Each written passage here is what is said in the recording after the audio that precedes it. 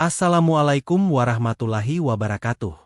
Pernahkah kalian membayangkan, sebuah rahasia besar yang disimpan rapat oleh seorang siswi SMK bisa mengguncang satu kampung? Cerita kali ini bukan sekadar kisah biasa. Ini adalah potret gelap yang bisa terjadi di sekitar kita. Kisah tentang seorang gadis remaja, sekolah, cinta diam-diam, dan sebuah kelahiran yang menguak misteri yang tak disangka-sangka. Judulnya, Rahasia Gelap Siswi SMK Terbongkar Setelah Melahirkan. Polisi syok, warga heboh, ayah bayi masih misteri. Cerita ini dibuat seperti nyata agar bisa menyentuh hati kita semua. Jika kamu punya pandangan, pelajaran, atau sekadar perasaan setelah mendengarnya, jangan ragu untuk tulis di kolom komentar. Kami sangat menghargai setiap dukunganmu. Like dan subscribe juga ya, biar kamu nggak ketinggalan cerita menarik lainnya. Sekarang, siapkan hati dan pikiranmu. Mari kita mulai cerita ini. Siang itu matahari menggantung tinggi di atas kota kecil bernama Karangjati. Jalanan lengang, hanya terdengar deru motor sesekali melintas. Di ujung gang sempit, terdapat sebuah warung mie ayam sederhana milik Bu Minah. Warung itu biasanya sepi di jam-jam awal zuhur, hanya beberapa anak sekolah yang kadang mampir untuk jajan gorengan sebelum pulang. Namun hari itu berbeda. Bu Minah yang sedang meracik mie ayam mendadak dikejutkan oleh suara erangan tertahan dari belakang warung. Awalnya ia mengira suara itu berasal dari kucing, sampai suara itu berubah menjadi tangisan panjang. Terdengar seperti jeritan seseorang yang menahan rasa sakit luar biasa. Dengan langkah terburu, Bu Minah membuka pintu belakang yang biasa ia gunakan untuk menjemur pakaian. Di sanalah ia menemukan sesosok gadis mengenakan seragam SMK lengkap dengan rok abu-abu yang sudah kotor terkena tanah. Gadis itu terduduk lemas di lantai, tubuhnya gemetar, dan wajahnya pucat pasi. Di sebelahnya, bercak darah mulai membasahi lantai keramik kusam. Bu Minah menjerit. Tetangga sekitar berdatangan, berkerumun, bingung dan panik. Beberapa ibu-ibu langsung mengenali gadis itu. Itu si Dina, anak Pak Ujang yang guru ngaji di Langgar, bisik seseorang. Seketika suasana menjadi riuh. Beberapa warga mencoba menolong, sementara yang lain justru sibuk merekam kejadian dengan ponsel mereka. Tak lama kemudian suara sirine ambulans dan polisi terdengar mendekat. Gadis bernama Dina itu hanya bisa menangis. Tubuhnya lunglai, namun kedua tangannya memeluk erat sesuatu yang terbungkus kain lusuh. Seorang relawan medis yang lebih dulu tiba, segera membenahi posisi Dina. Ia lalu membuka kain yang dipeluknya. Seketika itu pula, semua terdiam. Kain itu membungkus seorang bayi. Baru saja lahir.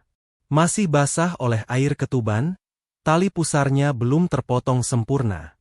Tubuh mungil itu menggeliat pelan, mengeluarkan suara tangis samar yang membuat bulu kuduk meremang. Semua mata memandang ke arah Dina. Gadis yang masih duduk berseragam sekolah, yang belum genap berusia 17 tahun. Tak ada yang menyangka, rahasia sebesar itu disimpan rapat di balik wajah polosnya. Mobil polisi berhenti di depan warung. Seorang pria berseragam coklat turun cepat dan masuk ke lokasi. Namanya Bribka Rama. Ia belum tahu bahwa kasus ini akan jadi titik balik dari karir dan hidupnya. Di ruang unit perlindungan perempuan dan anak Polres Karangjati, Bribka Rama duduk berhadapan dengan Dina yang kini telah dibungkus selimut rumah sakit. Di matanya terlihat kelelahan yang tak bisa ditutupi. Wajahnya kosong, tatapannya jauh menembus jendela yang dipenuhi embun pagi. Siapa ayah dari bayi ini, Dina? Tanya Bribka Rama dengan suara pelan, mencoba menyentuh sisi kemanusiaan gadis itu. Dina hanya menggeleng perlahan. Mulutnya bergerak, tapi tak ada suara yang keluar. Air matanya kembali mengalir, menetes ke pipinya yang pucat. Ia tampak ketakutan, seakan menyimpan sesuatu yang terlalu besar untuk diucapkan. Suster yang mendampingi hanya menggeleng ke arah Rama. Dia belum mau bicara apa-apa. Dari tadi malam hanya menangis. Bribka Rama menyadari ini tak bisa ditangani hanya dengan tekanan. Ia harus menyelidiki dari sisi lain. Keesokan harinya, ia bersama dua anggota menuju rumah Dina. Rumah itu terletak di pinggiran kota, dekat kebun singkong dan jalan tanah yang jarang dilalui. Ketika mereka tiba, pagar besi tampak terkunci. Tak ada tanda-tanda aktivitas di dalam. Mereka mengetuk pintu beberapa kali, tapi tak ada jawaban. Tetangga di sebelah rumah mengintip dari balik gorden. Setelah diajak bicara oleh Bribka Rama, perempuan itu akhirnya keluar dan membuka suara. Pak Ujang pergi kemarin sore. Katanya ada undangan mengisi ceramah di kampung sebelah. Istrinya lagi ke Jakarta, nengok orang tua yang sakit. Jelasnya pelan, seolah takut membicarakan keluarga itu. Bu, apakah ibu tahu Dina selama ini tinggal dengan siapa di rumah ini? Sendiri, Pak. Kadang bapaknya pulang malam, kadang nggak pulang. Kalau ibunya, udah seminggu lebih ke Jakarta. Rama mencatat semuanya. Lalu ia meminta izin untuk memeriksa sekitar rumah. Pintu belakang ternyata tak terkunci. Mereka masuk pelan-pelan. Rumah itu rapi, tapi terasa dingin. Di kamar Dina, tak ada hal mencurigakan, kecuali sebuah lemari kecil yang digembok rapat. Rama tak membuka paksa, belum saatnya. Di meja belajar, terdapat buku-buku pelajaran berserakan. Tapi di bawah tumpukan itu, Rama menemukan sebuah benda kecil yang mengubah semuanya, sebuah kartu memori. Ia mengambil dan memasukkannya ke kantong plastik bukti. Tak bisa sembarangan menebak, tapi instingnya berkata, ini bukan kehamilan yang tiba-tiba. Ini sudah berlangsung lama, dan seseorang mungkin telah ikut andil besar di balik rahasia ini. Sementara itu di kantor polisi, Dina masih menolak bicara. Namun sesuatu perlahan mulai berubah. Di layar handphone salah satu warga yang merekam saat kejadian di warung mie ayam, sebuah komentar masuk. Aku tahu siapa cowok yang sering jemput dia naik motor metik warna merah. Bukan cowok sekelasnya. Komentar itu disukai ratusan orang dalam waktu singkat. Warganet mulai memburu kebenaran mereka sendiri. Dan dunia Dina semakin sempit. Komentar tentang cowok bermotor metik merah mulai menyebar di berbagai grup media sosial lokal. Warga Karangjati yang biasanya tenang, kini berubah menjadi mata-mata yang haus jawaban. Siapa sosok misterius yang sering terlihat bersama Dina? Pertanyaan itu menggantung di setiap warung kopi dan status WhatsApp. Bribka Rama memutuskan untuk menindaklanjuti informasi tersebut. Ia menghubungi admin grup Karangjati Info dan meminta untuk bertemu dengan pengirim komentar itu. Seorang remaja laki-laki bernama Yogi datang ke kantor polisi keesokan harinya. Tangannya gemetar, tapi ia tampak yakin. Saya sering lihat, Pak. Cowok itu jemput Dina tiap sore di gang depan sekolah. Motornya metik merah, agak baret di bodi kanan. Kadang mereka muter ke arah hutan jati, terus nggak tahu kemana, jelas Yogi. Kamu kenal cowoknya? Yogi menggeleng. Tapi kayaknya bukan anak sekolah. Umurnya jauh di atas kami. Paling 25 ke atas. Bribka Rama mencatat semua dengan saksama. Petunjuk ini membuka arah baru. Ia lalu menuju SMK tempat Dina bersekolah. Kepsek menyambut dengan wajah muram. Saya benar-benar tidak menyangka, Pak. Dina itu anak yang kalem, jarang bersosialisasi, tapi nilainya bagus. Kami nggak tahu dia punya hubungan dengan pria di luar sekolah. Setelah meminta izin, Rama memeriksa CCTV sekolah yang mengarah ke pagar depan. Butuh waktu hampir 2 jam untuk menyaring rekaman selama beberapa minggu. Tapi akhirnya, mereka menemukannya. Tepat 2 minggu lalu, tampak jelas seorang pria dewasa dengan motor metik merah berhenti di ujung jalan.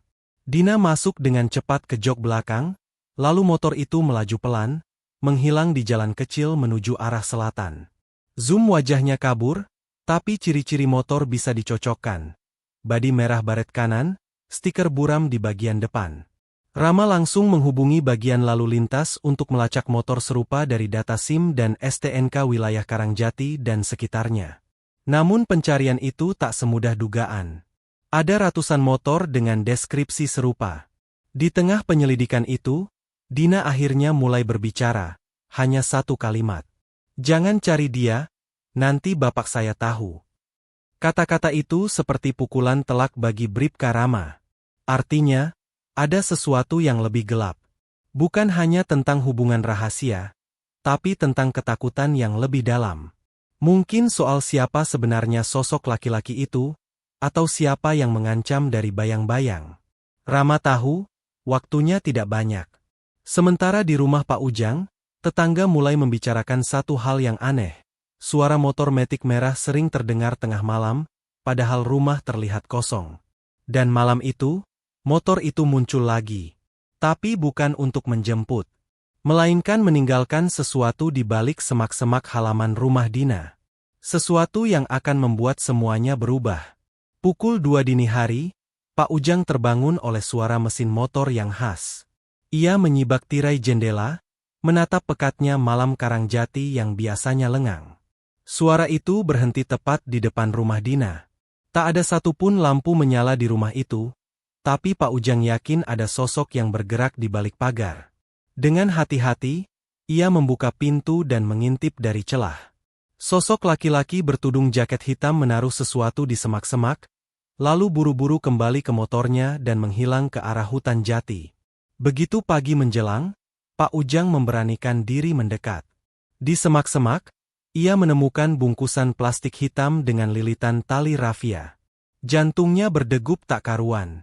Ia segera memanggil ketua RT dan polisi setempat. Bribka Rama datang bersama 2 anggota. Dengan sarung tangan dan penuh kewaspadaan, mereka membuka bungkusan itu. Isinya membuat semua orang terdiam. 1 set pakaian bayi, berlumuran darah kering. Di sela-selanya, sepucuk surat tanpa nama. Isinya singkat. Maafkan aku. Aku tidak sanggup. Jangan cari aku. Dia bukan anak yang seharusnya lahir. Bribka Rama mengepalkan tangan. Ini bukan sekadar aib keluarga. Ini bisa mengarah ke tindak kriminal. Mungkin ada yang dipaksa, mungkin ada ancaman, mungkin lebih buruk dari yang mereka duga. Dina kembali diperiksa. Kali ini, dibawa ke kantor polsek dengan didampingi petugas wanita dan psikolog. Wajahnya pucat, tubuhnya lemas, seperti hidup dalam mimpi buruk yang tak berujung. Ketika diperlihatkan isi bungkusan, mata Dina membelalak. Itu baju yang kubeli sendiri di toko bekas. Dia yang menyuruhku membuangnya setelah melahirkan, gumam Dina lirih. Siapa dia? Dina? Kami harus tahu, desak Rama lembut. Dina menggigit bibir, menahan air mata. Dia janji akan menikahiku. Tapi saat tahu aku hamil, dia berubah. Kasar. Menghilang. Dan waktu aku melahirkan diam-diam di rumah, dia muncul lagi, mengambil bayi itu, lalu pergi. Namanya siapa? Dina menggeleng. Aku nggak pernah tahu nama aslinya. Dia bilang namanya Rio, tapi itu pasti palsu. Aku kenalnya lewat media sosial. Dia nggak punya akun tetap. Selalu ganti-ganti. Bribka Rama mencatat setiap kata. Sebuah nama samaran. Media sosial. Kemungkinan besar identitas digital yang dikamuflase. Rama tahu ini bukan hanya soal hubungan gelap, tapi jejak yang terancang rapi oleh seseorang yang ingin menghilang. Seseorang yang malam itu, mungkin saja kembali. Dan jika benar bayi itu diambil, pertanyaannya bukan hanya siapa ayahnya. Tapi apa yang akan dia lakukan terhadap bayi itu? Pagi itu, Bribka Rama duduk di depan layar komputer, menatap profil media sosial yang telah dikumpulkan dari ponsel Dina. Tim siber dari Polres sudah membongkar beberapa akun yang pernah berinteraksi dengannya, terutama satu akun bernama Rio Kelana. Tidak ada foto pribadi. Tidak ada lokasi tetap. Semua unggahan sudah dihapus. Hanya tersisa beberapa komentar lama dan satu pesan yang membuat bulu kuduk Rama meremang. Kalau sampai kamu buka mulut, bukan cuma kamu yang hilang. Pesan itu terkirim sebulan sebelum Dina melahirkan. Akunnya langsung dinonaktifkan beberapa jam kemudian. Tapi tim siber berhasil melacak IP address terakhirnya. Terdaftar di warnet tua pinggiran kota Wonosari, 25 km dari Karangjati. Rama dan tim segera menuju ke lokasi. Pemilik warnet mengenali foto laki-laki yang ditunjukkan polisi. Sering ke sini, tapi suka pakai hoodie, duduk di pojok, dan bayarnya tunai. Nggak pernah ngobrol. Petugas memeriksa rekaman CCTV.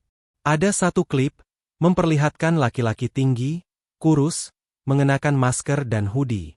Ia datang malam hari, duduk hampir 2 jam, lalu pergi. Gerak-geriknya gelisah, matanya sesekali melirik ke arah kamera. Ada yang aneh, ujar Rama. Dia sadar sedang diawasi. Dina kemudian dibawa kembali untuk menjalani hipnoterapi ringan, mencoba mengingat detail lebih jelas. Di tengah sesi, matanya berkaca-kaca dan ia berkata dengan lirih. Dia pernah bilang, dia bukan dari sini. Dia cuma numpang tinggal di rumah kosong dekat kebun karet. Seketika Rama memerintahkan penyisiran ke arah kebun karet yang dimaksud. Di sana, benar ditemukan sebuah rumah kosong setengah roboh, dengan bekas aktivitas yang baru saja ditinggalkan. Ada bungkus makanan, puntung rokok, dan botol susu bayi. Petugas menyisir lebih dalam. Di pojok ruangan berdebu, sebuah matras tipis tergeletak. Di atasnya, ada boneka kecil berwarna biru, dan serpihan kain bayi. Namun yang membuat jantung Rama berdegup kencang adalah tulisan di dinding, tercoret dengan spidol merah. Kalian terlambat. Dia sudah bukan milik siapa-siapa. Pencarian berubah jadi perburuan. Seluruh polsek di wilayah sekitar diberi foto wajah laki-laki dari CCTV yang sudah diproses ulang. Identitasnya masih gelap, tapi bayinya bisa jadi sudah dipindahkan ke tempat yang jauh lebih tidak terduga. Dan semua ini baru permulaan dari teka-teki yang semakin rumit. Malam turun cepat di Karangjati. Di Mapolres, ruangan penyidik dipenuhi aroma kopi dan ketegangan yang menggantung. Bribka Rama terus menatap papan investigasi, mencoba menyusun ulang potongan-potongan kejadian. Setiap garis merah yang menghubungkan Dina, rumah kosong, dan sosok pria misterius itu terasa seperti jalan buntu. Hingga satu panggilan datang dari Polsek Wonosari. Pak, kami tangkap seorang pria mencurigakan di terminal tua. Dia membawa bayi laki-laki dan tidak bisa menunjukkan identitas. Kami curiga ini orang yang Bapak cari. Rama dan tim meluncur secepat mungkin. Saat tiba, pria itu sudah diinterogasi singkat. Wajahnya pucat, tubuhnya kurus, dan matanya tampak seperti tak tidur selama berhari-hari. Bayi di dekapannya menangis pelan, kelelahan. Di meja pemeriksaan, pria itu akhirnya membuka mulut. Namanya adalah Seno. Bukan warga asli Karangjati. Ia mengaku mengenal Dina lewat grup daring, dan menjalin komunikasi selama berbulan-bulan tanpa pernah menunjukkan wajah aslinya. Awalnya cuma main-main, katanya. Tapi dia terlalu polos. Terlalu percaya. Hubungan mereka berkembang diam-diam. Seno, yang sebenarnya pelajar dropout dari kota lain, datang ke Karangjati untuk menemui Dina secara langsung. Mereka bertemu secara sembunyi-sembunyi di rumah kosong dekat kebun karet. Saat Dina hamil, Seno panik. Ia mencoba menjauh, tapi hati kecilnya tidak membiarkan bayi itu dibuang begitu saja. Aku cuma mau selamatkan bayinya, gumam Seno sambil menunduk. Aku tahu aku salah. Tapi aku nggak bisa biarin dia diasuh sama orang-orang yang mungkin akan buang dia ke sungai atau masukkan ke panti sembarangan. Seno mengaku bersembunyi setelah melihat berita viral tentang persalinan Dina di rumah. Ia takut ditangkap, takut dihakimi. Tapi rasa bersalah membuatnya tak bisa melepaskan bayi itu. Dia anakku juga. Tes DNA kemudian dilakukan. Hasilnya menunjukkan kecocokan. Seno memang ayah biologis bayi tersebut. Tapi tindakannya menyembunyikan bayi tetap dianggap sebagai pelanggaran hukum. Pagi harinya, berita penangkapan Seno tersebar. Warga Karangjati berkumpul di depan Mapolres, ada yang marah, ada yang menangis haru. Sementara itu, Dina dibawa ke rumah perlindungan milik Dinas Sosial untuk mendapatkan perawatan dan terapi jangka panjang. Ia belum sepenuhnya pulih, tapi wajahnya tampak lebih tenang. Ia tahu, bayinya selamat. Dan meskipun dunia sempat menertawakannya, mengutuknya, dan membongkar rahasia gelap yang ia sembunyikan rapat-rapat, ada cahaya kecil di ujung lorong gelap hidupnya. Bayinya kini punya nama. Harapan. Karena dari segalanya yang hancur, masih ada sesuatu yang bisa diselamatkan. Cerita itu pun ditutup dengan sunyi. Bukan akhir bahagia, tapi juga bukan kehancuran total. Hanya kenyataan, yang akhirnya terungkap sepenuhnya. Setiap manusia pasti pernah tergelincir dalam kesalahan. Namun sebesar apapun kesalahan itu, masih ada jalan untuk kembali jika hati mau mengakui dan memperbaiki. Jangan menilai seseorang hanya dari masa lalunya, karena Allah Maha membuka pintu tobat bagi siapa saja yang ingin kembali kepadanya. Sebagaimana firman Allah dalam Al-Quran, katakanlah, wahai hamba-hambaku yang melampaui batas terhadap diri mereka sendiri, janganlah kamu berputus asa dari rahmat Allah. Sesungguhnya Allah mengampuni dosa-dosa semuanya. Sungguh, Dialah yang Maha Pengampun, Maha Penyayang. Quran Surat Az-Zumar, 53. Cerita ini adalah fiktif yang dibuat seperti nyata, agar dapat menjadi cermin bagi diri kita semua.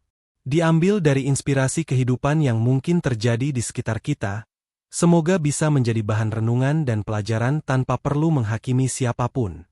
Terima kasih sudah menyimak cerita ini hingga akhir. Kalau kamu suka dengan kisah seperti ini, jangan lupa komentar, like, dan subscribe untuk terus mendukung hadirnya kisah-kisah yang penuh makna lainnya. Sampai jumpa di cerita selanjutnya.